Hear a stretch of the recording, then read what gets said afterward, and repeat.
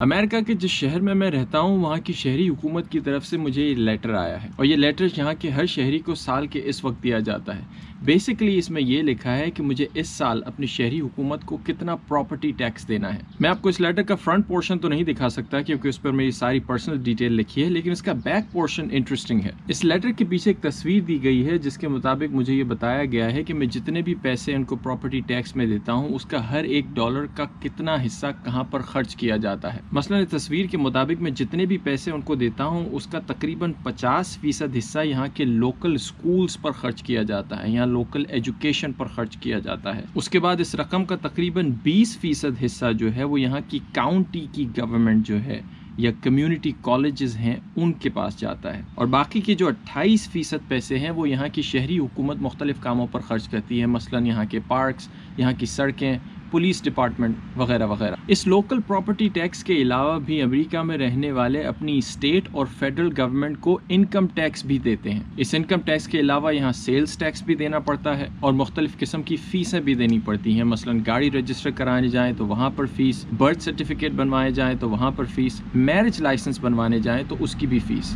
रोज़मर्रा की ज़िंदगी के तकरीबन हर काम में कहीं ना कहीं या तो टैक्स या फ़ीस की शक्ल में हुकूमत को कोई ना कोई रकम देनी पड़ती है। मैं ये बात आपको इसलिए बता रहा हूँ कि आजकल टैक्सेस के बारे में बहुत बड़ी डिबेट चल रही है। टैक्सेस देने चाहिए या नहीं देने चाहिए, कितने देने चाहिए और क्यों देने चाहिए। और एक सवाल सबके जहन में घूमता है कि किसी भी मुल्क की माशी तरक्की के लिए ज़्यादा से ज़्यादा टैक्स देना बहुत ज़रूरी है। क्या वाकई ये बात सही है? इसका जवाब ना तो हाँ में है और ना तो ना में, और वो इसलिए ये वो रकम है जो 2018 में अमेज़न कंपनी ने मुनाफे में कमाई थी, $11 अरब।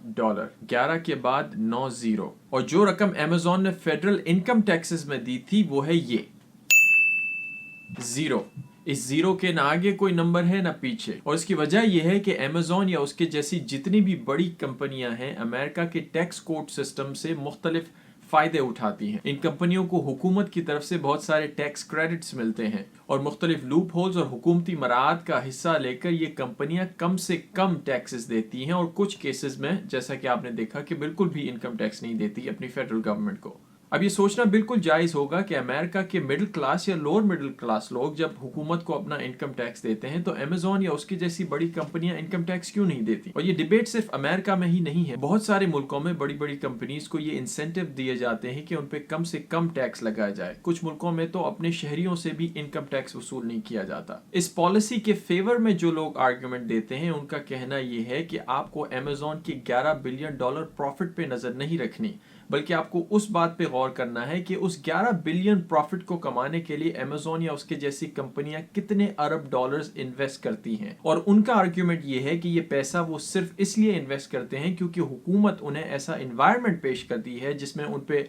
कम से कम टैक्स लगाया जाता है, जिसको देखकर वो इतना सारा पैसा इन्वेस्ट करती है, जिसके नतीजे में इवेंचुअली बहुत सारे लोगों को जॉब्स मिलती हैं, बहुत सारे लोग उनसे पैसे कमाते हैं और फिर उन्हीं पैसों से लोग मिडिल क्लास लोग या लोअर मिडिल क्लास लोग हुकूमत को टैक्सेस देते हैं। बेसिकली आर्ग्यूमेंट ये है कि आप जितने कम टैक्सेस लगाएंगे उतनी ही ज्यादा कंपनियां और बिजनेसेस इंकरेज होंगे आपके मुल्क में इन्वेस्ट करने के लिए। कम टैक्स की फेवर करने वाले लोगों का ये आर्ग्यूमेंट है कि हुकूमत को लोगों से टैक्स वसूल करने की बजाय उन पॉलिसीज को अपनाना चाहिए जिसकी वजह से लोग इनकरेज हों आपके मुल्क में इन्वेस्ट करने के लिए, ताकि उस इन्वेस्टमेंट के नतीजे में लोगों को जॉब्स मिले, लोगों के कारोबार चलें और उस कारोबार और जॉब्स के नतीजे में फिर आपको लोग इनडायरेक्टली टैक्स दें, चाहे सेल्स टैक्स की सूरत में या तो फिर इनकम टैक्स की सूरत में। टैक्सेस किसी न किसी भी सूरत में शहरियों को और कंपनियों को किसी भी मुल्क में देने ही पड़ते हैं। इनफैक्ट टैक्स उतना ही पुराना है जितनी पुरानी कोई भी हुकूमत है। हजारों साल पहले मिस्र की हुकूमतों से लेकर आज 21वीं सदी के हर हुकूमत में किसी न किसी सूरत में लोगों से टैक्स वसूल किया जाता है। इनफैक्ट ये एक किस्म का एग्रीमेंट है हुकूमत और अपने शहरियों के दरमियान, जिसके नतीजे में शहरी अपने पैसों का एक हिस्सा हुकूमत को टैक्स की सूरत में देते हैं और हुकूमतें फिर उन शहरियों को इस टैक्स के बदले में कुछ मराहत देती हैं, कुछ राइट्स देती हैं। और हुकूमत की तरफ से दी जाने वाली मराहत का एक बड़ा हिस्सा ये होता है कि हुकूमत को ये मेक श्योर करना होता है कि अपने मुल्क में ऐसे हालात पैदा किए जाएं